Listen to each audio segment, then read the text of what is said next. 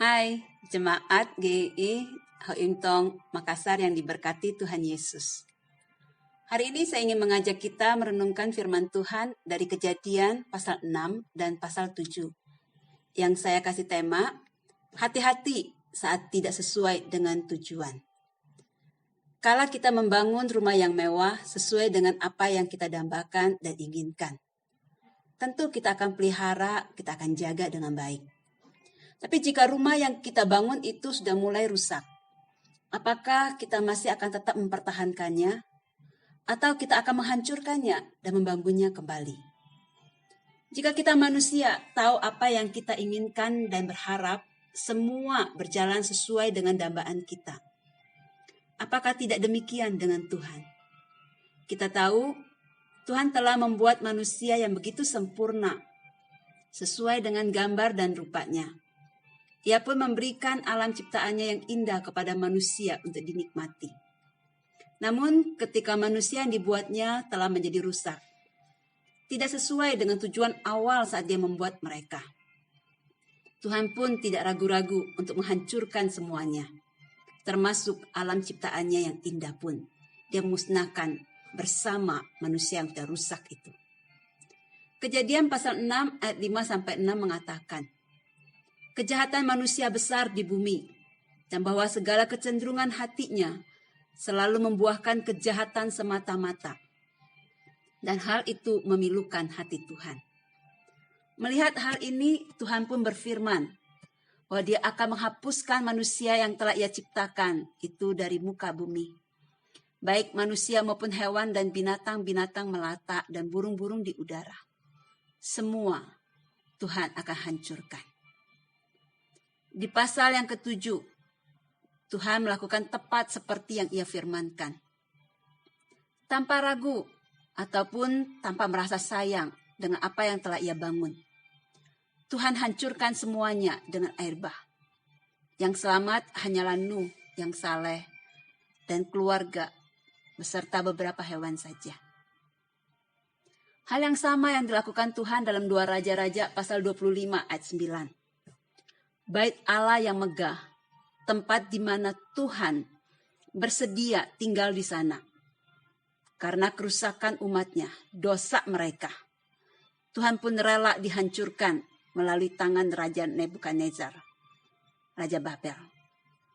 Hal ini menyadarkan kita bahwa karena dosa umat manusia, Tuhan tidak pernah sayang untuk menghancurkan tempat tinggalnya atau alam ciptaannya, termasuk manusia yang sudah rusak itu.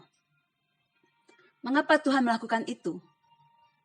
Karena Tuhan mau semua yang Ia ciptakan itu berjalan sesuai dengan tujuan Ia membuat mereka.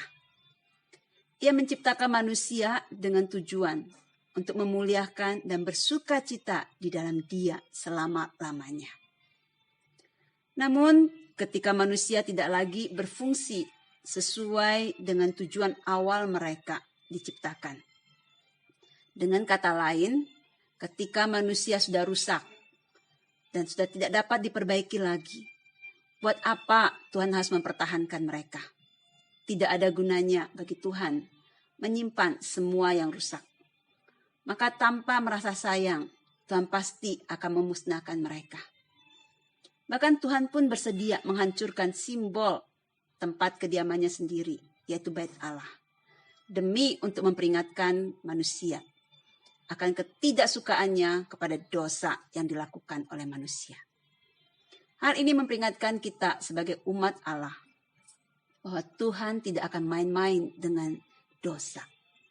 Semua yang rusak, yang tidak sesuai dengan tujuan awal Dia ciptakan, maka Dia tidak akan ragu untuk menghancurkannya. Karena itu, sebagai umat Allah, mari jangan bermain-main dengan dosa. Benar, Tuhan itu pengasih dan penyayang, panjang sabar. Tapi ingat, Dia tahu apa yang ada di dalam hati dan pikiran kita. Kita tidak dapat menipu Dia, karena Dia tidak dapat dipermainkan atau ditipu oleh kita. Dia tidak akan pernah toleransi dengan yang namanya dosa. Karena itu, Sadarlah dan ingatkan diri sendiri untuk tidak lagi bermain-main dengan dosa.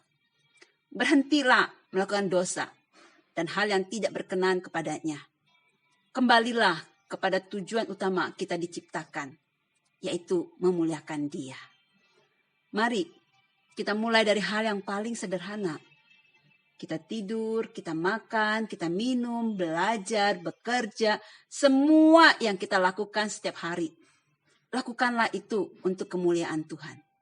Seperti dalam 1 Korintus pasal 10 ayat 31 katakan, jika engkau makan, atau jika engkau minum, atau jika engkau melakukan sesuatu yang lain, lakukanlah semuanya itu untuk kemuliaan Tuhan. Karena Roma pasal 11 ayat 36 mengingatkan bahwa sebab segala sesuatu adalah dari Dia dan oleh Dia dan kepada Dia. Bagi Dialah kemuliaan sampai selama-lamanya. Jadi, apapun yang kita lakukan, lakukanlah untuk Tuhan, untuk memuliakan Dia. Itulah yang Dia inginkan. Amin.